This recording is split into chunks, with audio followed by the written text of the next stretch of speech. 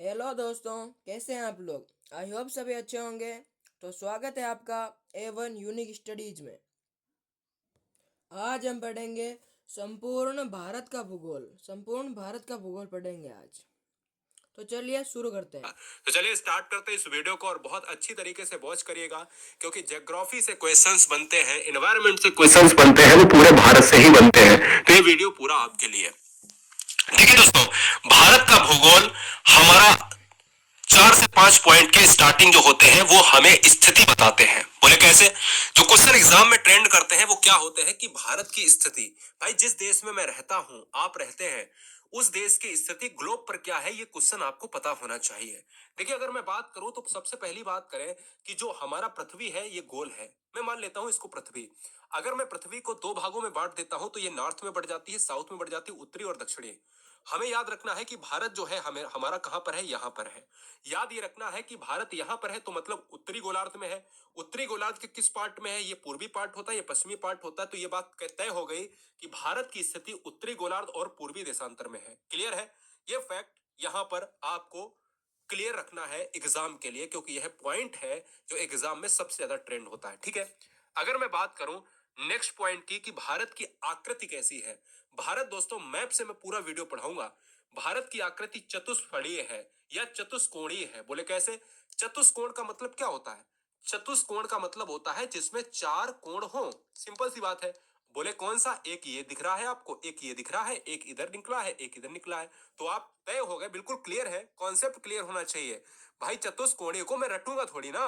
मुझे पता होगा कि भारत का नक्शा चार कोने वाला है, चार कोण वाला है ना। तो इसलिए मुझे चतुष्कोणीय कहा जाता है, यानी भारत को चतुष्कोणीय कहा जाता है। भारत का अक्षांशीय विस्तार कितना है? 8 डिग्री 4 मिनट से 37 डिग्री 6 मिनट उत्तरी गोलार्ध में है। पूछा नहीं जाता है लेकिन एग्जाम में हो सकता है डीप में पूछ लिया जाए। देशांतरी विस्तार कितना है? 68 डिग्री 7 मिनट से 97 डिग्री 25 मिनट पूर्वी देशांतर है। ठीक है, ये पॉइंट, दो पॉइंट इंपॉर्टेंट है, पहला और दूसरा। ये भी पॉइंट आपको लिख लेना है एग्जाम फैक्ट के लिए। ठीक है, आगे बात करें दोस्तों, जो क्वेश्चन बनता है यहां से, इसको बहुत अच्छी तरीके से याद रखना है। बोलो सर कैसे? मैंने कहा यह एक लाइन आपको थोड़ी देर के लिए सिंपल लग सकती है, लेकिन अगर मैं आपसे यह बोल दूं कि ये बताओ कि दुनिया में दूसरा देश क्षेत्रफल के अनुसार सबसे बड़ा कौन सा है, तो आप शॉक्ड हो जाओगे और आप हो सकता है ना बता पाओ। लेकिन अगर मैं कह दूं कि भारत की स्थिति जनसंख्या के अनुसार कौन सी है, तो जनसंख्या के अनुसार भारत की स्थिति है दूसरा। यानी अगर पॉपुलेशन की बात करें तो भारत दूसरे नंबर पर है। और अगर हम क्षेत्रफल की बात करें तो एरिया वाइज में भारत है 7वें नंबर पर। यह कंफर्म है, आप इसमें कोई डाउट नहीं है। लेकिन फिर भी हमारा कर्तव्य बनता है कि क्वेश्चन अगर डीप में पूछता है तो हम सभी आपको सारे फैक्ट को यहां पर क्लियर कराते चले। स्क्रीनशॉट जरूर ले लें, फिर हम आगे बढ़ेंगे। देखिएगा, अगर हम बात करते हैं कि विश्व में स्थान, एक तरफ है क्षेत्रफल के अनुसार, एक तरफ है जनसंख्या के आधार पर। अगर देखा जाए कि प्रथम जो है क्षेत्रफल के अनुसार कौन सा बड़ा देश है, तो ये क्वेश्चन एग्जाम में बहुत बार ट्रेंड होता है। ये क्वेश्चन बहुत इंपॉर्टेंट है। क्वेश्चन में क्या पूछा जाता है कि दुनिया में क्षेत्रफल के अनुसार सबसे बड़ा देश कौन सा है, तो है रूस। आंसर हो गया। दूसरा क्वेश्चन, दुनिया में जनसंख्या के आधार पर सबसे बड़ा देश कौन सा है, तो यह है हमारा पॉपुलेशन के आधार पर, क्योंकि ये जनसंख्या में। दुनिया में दूसरा देश हमारा जनसंख्या के अनुसार है भारत। ये बहुत इंपॉर्टेंट है क्योंकि ये पूछा जा चुका है। 2035 तक जो है भारत सबसे नंबर 1 पर आ जाएगा और चीन को पछाड़ देगा पॉपुलेशन में। द्वितीय में कनाडा आता है, चीन आता है यहाँ पर क्षेत्रफल में। ऐसे ही USA, Brazil, Australia, Bharat, Argentina. इसी तरीके से आपको याद रखना है कि भारत हमारा 7वें नंबर पर आपका कौन सा है, क्षेत्रफल में है, एरिया वाइज में है, और दूसरे नंबर पर हमारा है पॉपुलेशन में। ठीक है, अब हम ज्यादा नहीं बताएंगे इसमें क्योंकि यही क्वेश्चंस एग्जाम में ट्रेंड होते हैं। आगे हम बात करें दोस्तों, याद रखिएगा भारत, मैंने कहा उत्तरी पूर्वी गोलार्ध में है, भारत चतुष्कोणीय है। और भारत की बात करें तो भारत पॉपुलेशन में यहां पर क्या है, सेकेंड नंबर पर है। और एरिया में हमारा क्या है, एरिया में है 7वें नंबर पर। याद ये रखना है कि भारत की जनसंख्या हमारी 121 करोड़ के पार, यानी 2011 के अनुसार। अब हम 2021 की बात करें तो 2021 में जनगणना होगी, तो हम ये कह सकते हैं कि 2021 हमारी जनगणना के लिए है और अगली जनगणना 10 साल बाद होगी 2031 में। तो एक फैक्ट आपको याद रखना है कि जनगणना कितने साल बाद होती है, 2011 में हुई तो 2021, 21 में हुई तो 31, 10 साल बाद होती है। क्लियर है? आगे हम बात करेंगे, नेक्स्ट पॉइंट पर बढ़ेंगे। देखिए, भारत मैप के अनुसार क्षेत्रफल हम बताते हैं। कई बार एग्जाम में बहुत बार पूछा गया है ये फैक्ट। देखिए, ये फैक्ट एग्जाम में बहुत ट्रेंड करता है। अगर यह भारत है तो यह विश्व का कितना भाग कवर करता है? विश्व कितने परसेंट में है यार? 100% में है। और इसी 100% में इंडिया भी होगा। अगर इंडिया है तो ये बताओ कि इसका क्षेत्रफल एरिया कितना है? तो 32 87 263 इतना याद कर लेना है। कोई लाख वाख करोड़ का झंझट नहीं। 32 87 263 इतना दिमाग में रखना है, या 32.8 वर्ग किलोमीटर भी दे सकता है आपके ऑप्शन पे। आपको सबसे ज्यादा महत्वपूर्ण है कि विश्व का भारत जो क्षेत्र है वो कितना घेरे है? 2.4%। एग्जैक्ट वैल्यू क्या है? 2.42। अभी तक जितने एग्जाम हुए हैं ऑप्शंस में केवल 2.4% ही ऑप्शन में आया है, इसलिए इस वैल्यू को भी 2.4 ही माना जाता है।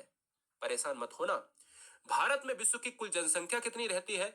अगर एरिया कवर करता है 2.4% का, तो यार पॉपुलेशन कवर करता है 17.5% का, क्योंकि एरिया में है 7वें नंबर पर और पॉपुलेशन में है दूसरे नंबर पर।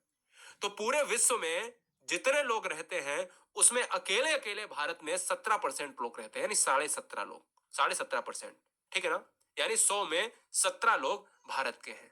ठीक है, आगे अगर बात करें दोस्तों, यहां पर उत्तर से दक्षिण का विस्तार, भारत का उत्तर से दक्षिण का विस्तार बता देना चाहता हूं। ये नॉर्थ होता है, ये साउथ होता है, ये ईस्ट होता है, ये वेस्ट होता है।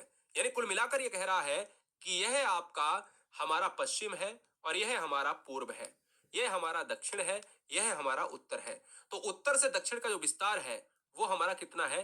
3214 किलोमीटर, यानी जम्मू कश्मीर से कन्याकुमारी तक। और हमारा 2933 किलोमीटर है पूर्व से पश्चिम की ओर। अगर क्वेश्चन में ये पूछा जाए, यहां पर गुजरात है और यहां अरुणाचल प्रदेश, इसकी लंबाई कितनी है? तो आप याद रखिएगा, पूर्व से पश्चिम की लंबाई है 2933 किलोमीटर। सारे फैक्ट मैप के साथ कवर करेंगे। ऐसे वीडियोस आपको यूट्यूब पर पहली बार वीडियो मिलेगी जो आप कह नहीं सकते कि हमारे लिए कुछ सर ने किया नहीं। राष्ट्र हित में पूरा पढ़ाता हूं, डेमो में नहीं देता हूं, याद रखिएगा। इसलिए एटीट्यूड अपने अंदर रखो, और वो भी सिलेक्शन वाला। भारत का सबसे पूर्वी बिंदु अगर पूछा जाता है तो मैप में ये रहा अरुणाचल प्रदेश। अरुणाचल प्रदेश की राजधानी क्या है? ईटानगर। अरुणाचल प्रदेश में ब्रह्मपुत्र नदी प्रवेश करती है। और याद ये रखना है दोस्तों, यहां पर हमें क्वेश्चन कैसे पूछा जाता है कि अरुणाचल प्रदेश में हमारा सबसे पूर्वी पॉइंट है। एक हमारा नॉर्थ पॉइंट होता है जिसको हम कहते हैं पिगमिलियन पॉइंट। क्या पिगमिलियन पॉइंट कहते हैं? नहीं, ये गलती मत करना। इंदिरा पॉइंट को ही पिगमिलियन पॉइंट कहा जाता है, जो साउथ का पार्ट है। और नॉर्थ में दोस्तों इंदिरा कॉल है। याद रखना है, ऐसे ही आपके पूर्वी बिंदु पूछा जाता है। भारत का पूर्वी बिंदु है अरुणाचल प्रदेश में, जिसका नाम क्या है? किवतु है। इसको बलांगू भी कहते हैं। तो क्वेश्चन क्या बना कि भारत का सबसे पूर्वी बिंदु कौन सा है? किवथु या बलांगू है। किस राज्य में है? किस स्टेट में है? अरुणाचल प्रदेश में है। सबसे पश्चिमी बिंदु कौन सा है? तो सबसे पश्चिमी बिंदु का मतलब है कि ये पूर्व में था तो पश्चिम हमारा गुजरात में होगा, तो यानी गुजरात में है। तो ये क्लियर हो गया कि पश्चिमी बिंदु भारत के किस हिस्से में आता है? तो गुजरात में आता है। और कौन से जिले में? कच्छ जिले में आता है। नाम क्या है? नाम है गौरा मोता। जीएम लिख लीजिएगा, गौरा मोता। ठीक है, आगे बात करें। ऐसे ही मैंने अभी ऊपर आईसी लिखा था, याद आया, और नीचे आईपी लिखा था। मैंने कहा अगर उत्तरी बिंदु पूछा जाए तो वो है जम्मू कश्मीर में। उत्तरी बिंदु जम्मू कश्मीर के लेह में स्थित है और जिसका नाम है इंदिरा कॉल, यानी आईसी। और अगर पूछा जाए कि सबसे ज्यादा दक्षिणी बिंदु कौन सा है, तो भारत का दक्षिणतम बिंदु है इंदिरा पॉइंट, जिसको कहा जाता है पिगमिलियन पॉइंट या फिर इंदिरा पॉइंट या पार्सन्स पॉइंट के नाम से जानते हैं। याद रखिएगा, यहीं से क्वेश्चन बनेगा। यह वाला बिंदु आपको भूलना नहीं है। बहुत सारे बच्चों को इंदिरा पॉइंट और पिगमिलियन पॉइंट पता था, लेकिन आज और दो डिटेल हम जोड़ना चाहते हैं कि इंदिरा पॉइंट का नाम पिगमिलियन पॉइंट भी है, इंदिरा पॉइंट का नाम पार्सन्स पॉइंट भी है। इंदिरा पॉइंट निकोबार द्वीप समूह में स्थित है। और निकोबार द्वीप समूह कहां पर है दोस्तों? ये रहा हमारा निकोबार द्वीप समूह। ये हमारा रहा यहां पर अरब सागर का लक्षद्वीप। क्लियर है? तो याद रखना है कि भारत की अगर स्थिति की बात करें तो भारत में यहां पर बे ऑफ बंगाल है और यहां पर अरब सागर है। अगर अरब सागर की बात करें तो अरब सागर के साथ लक्षद्वीप आता है और बंगाल की खाड़ी के साथ अगर बात करें तो बंगाल की खाड़ी के साथ अंडमान निकोबार आता है। ठीक है, इसकी भूमध्य रेखा से दूरी कितनी है? 876 किलोमीटर। किसकी है? यहां से पिग्मेलियन पॉइंट की दूरी अगर देखा जाए तो भूमध्य रेखा होती 0 डिग्री, तो 876 जब हम किलोमीटर तय करेंगे तो हमारा भारत पड़ जाएगा। मेरी बात समझ रहे ना? यानी पूरे अगर विश्व को देखा जाए तो भारत यहां पर है, और 8 से 76 किलोमीटर अगर हम यहां से चलेंगे तो 876 किलोमीटर के बाद हमारा भारत पड़ जाएगा, यानी इंदिरा पॉइंट। आगे हम बात करेंगे हम नेक्स्ट पॉइंट पर, प्रायद्वीपीय भारत। प्रायद्वीपीय क्या होता है? प्रायद्वीपीय दोस्तों ये होता है कि जब भी हम बात करते हैं तीनों तरफ, इधर भी जल, इधर भी जल, इधर भी जल, हम कहते हैं कि तीन तरफ से घिरा खंड प्रायद्वीपीय कहलाता है, और एक तरफ से स्थल से लगा हुआ, इधर पाकिस्तान चाइना है, इधर नीचे पानी से, यानी तीन तरफ से अगर कोई भी चीज घिरी हुई है तो दोस्तों याद रखिएगा, ये देखिएगा इधर पानी, इधर पानी, इधर पानी, और इधर वाला लैंड भूमि है। ठीक है ना? यानी तीन तरफ से भूमि को हम कहते हैं प्रायद्वीपीय भूमि। प्रायद्वीपीय भारत की बात करें तो सबसे दक्षिणतम पॉइंट हमने अभी आपको बताया था, इंदिरा पॉइंट। लेकिन दक्षिण भाग की बात करें तो यहां पर तमिलनाडु में पड़ता है, जिसका नाम है केप कोमोरिन, जो कन्याकुमारी में स्थित है। जब दक्षिणतम पॉइंट पूछे तो इंदिरा पॉइंट, दक्षिण भाग पूछे तो केप कोमोरिन। कहां है?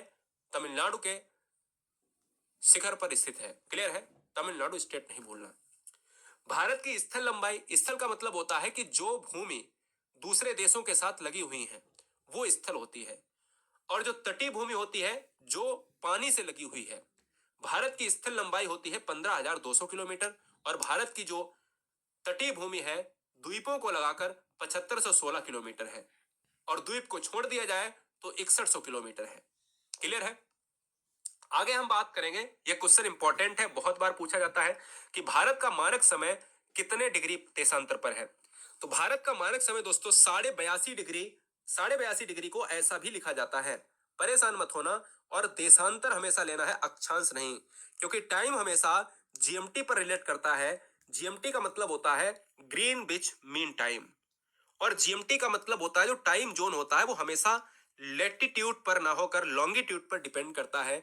लॉन्गिट्यूड का मतलब होता है देशांतर। ठीक है ना? खड़ी रेखाएं, ग्लोब पर जितनी भी खड़ी रेखाएं होती हैं वो देशांतर होती हैं, और जितनी पड़ी रेखाएं होती हैं वो अक्षांश होती हैं। खैर हम इनको बाद में बात करेंगे। भारतीय मानक समय रेखा 82.5 डिग्री पूर्वी देशांतर है, पहला क्वेश्चन। दूसरा क्वेश्चन, भारतीय मानक रेखा, ये कोई नहीं बताएगा आपको, किताबों में भी नहीं दिखा होता है, किताबों में भी बहुत मुश्किल में मिलता है। किताबों में केवल इतना ही मिलेगा 82.5 डिग्री, लेकिन किताबों में ये नहीं मिलेगा कि कौन कौन से राज्य से गुजरती है। और कर्क रेखा तो सभी बच्चे जानते हैं, लेकिन ये बताओ कि भारत की जो मानक समय है, भारत में कितने मानक समय? एक मानक समय। कहां से गुजरता है? आप कहोगे सर उत्तर प्रदेश के मिर्जापुर या इलाहाबाद। तो यार याद रखो 5 राज्यों से होकर गुजरता है, यानी हम ये कह सकते हैं, इसको ऐसे हम काट देते हैं तो ये 82.5 डिग्री हो जाता है। यही वाली रेखा में जितने राज्य आएंगे वही हमारे क्या हो जाएंगे? मानक रेखा के अंतर्गत उत्तर प्रदेश, छत्तीसगढ़, मध्य प्रदेश, आंध्र प्रदेश, उड़ीसा। क्लियर है? तो ये सारी चीजें क्या है? मानक समय के अंतर्गत 5। अगर पूछा जाए कर्क रेखा, तो कर्क रेखा की अभी मैं बात करूंगा, जो 8 राज्यों से होकर गुजरती है। तो फिलहाल ये वाला आपने टाइम जोन वाला पढ़ लिया। भारतीय मानक समय और ग्रीनविच समय के बीच कितना अंतर होता है? तो 5.5 घंटे का अंतर होता है भारत और जीएमटी के बीच, जहां पर मानक समय स्टार्ट होता है। याद भी ये भी रखना है कि 5.5 घंटे पीछे है या आगे। तो भारत का जो मानक समय है, स्टैंडर्ड टाइम है, वो 5.5 घंटे ग्रीनविच समय से आगे है। क्या है? आगे है। ये बात आपको याद रखनी है। चलिए आगे बात करें। अगर मैं बात करूं, अभी भाई हमने यही पूछा था आपसे कि भारत का जो मानक समय 82.5 डिग्री से गुजरता है वह कितने भारत के राज्यों से गुजरता है? तो आपने आंसर दिया 5। अब वो 5 कौन कौन से राज्य थे वो मैंने आपको मैप से बता दिया, उत्तर प्रदेश से लेकर उड़ीसा, आंध्र प्रदेश की हम बात करें। खैर, लेकिन जब भी क्वेश्चन में मानक समय और कर्क रेखा के बीच में अगर क्वेश्चन आ जाए तो कंफ्यूज मत हो जाना। कर्क रेखा अलग से गुजरती है, कर्क रेखा ऐसे गुजरती है, मानक समय ऐसे गुजरता है। ये मानक समय है और ये हमारी कर्क रेखा है। ठीक है? कर्क रेखा 23.5 डिग्री पर गुजरती है और मानक समय हमारा 82.5 डिग्री पर। तो ये फर्क है यार। ठीक है? अगर मैं बात करूं, 8 राज्यों से कर्क रेखा गुजरती है। मैंने आपको ट्रिक भी बताई थी, मित्र पर गमछा झार। गुजरात, राजस्थान, मध्य प्रदेश, छत्तीसगढ़, झारखंड, पश्चिम बंगाल, त्रिपुरा और मिजोरम। 1 2 3 4 5 6 7 8। क्लियर हो गया। हम अगर इसको थोड़ा सा ड्रा करने की कोशिश करें तो ये आएगा लगभग, ये लगभग लगभग आएगा, ड्रा ऐसे नहीं हो सकता।